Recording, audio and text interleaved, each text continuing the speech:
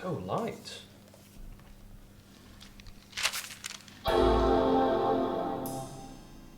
There are two things about this MacBook Air that I could not get off my mind while I was waiting for it to arrive. One, it's housing the very anticipated brand new M2 chip, and it's doing so in an all-new hardware design for the MacBook Air. It's very thin, very light, and very, very gorgeous.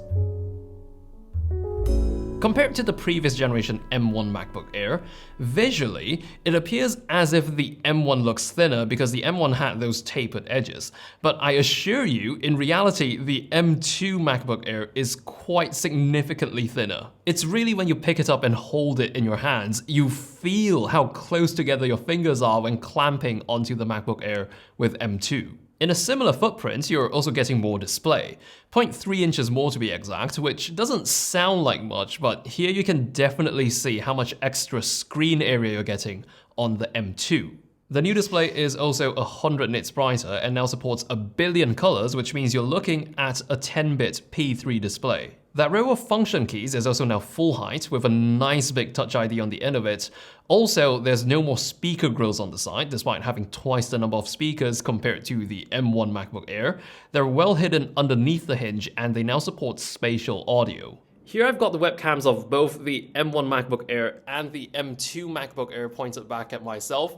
Instantly you can see there is a pretty big difference in image quality. It just looks so much better here on the M2. Just the way the image is being processed, there's a lot more dynamic range. There's a lot less of these highlights on my face that are getting blown out like they are here on the M1 MacBook Air.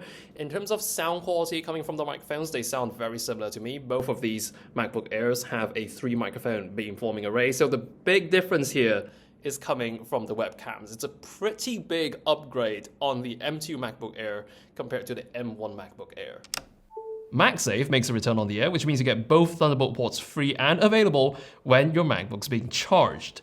On the other side of all this is a high-impedance 3.5mm headphone jack. I was driving my 150 ohms Neumann NDH20s off of this MacBook, and before I even hit 50% volume, it was already starting to sound too loud for my ears. I also edited this entire video on this M2 MacBook Air, and just for the record, before filming this and saying what I'm about to say, I was already done editing the intro unboxing segments of this video, so I can confidently say that this did an incredible job. I shot this video in 4K using a long GOP codec, so not exactly a friendly codec to edit with, but the MacBook Air handled it like a champ.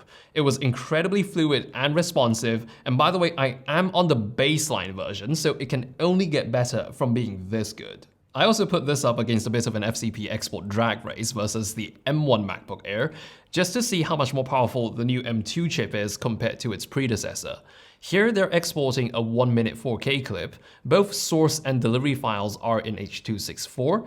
The M2 finished in 33 seconds, the M1 finished in 47, meaning the M2 beat the M1 by 13 seconds.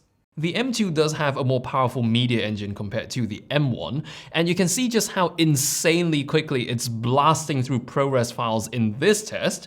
I'm rendering a 1-minute 4K ProRes clip as a ProRes delivery file. It finished in just 9 seconds.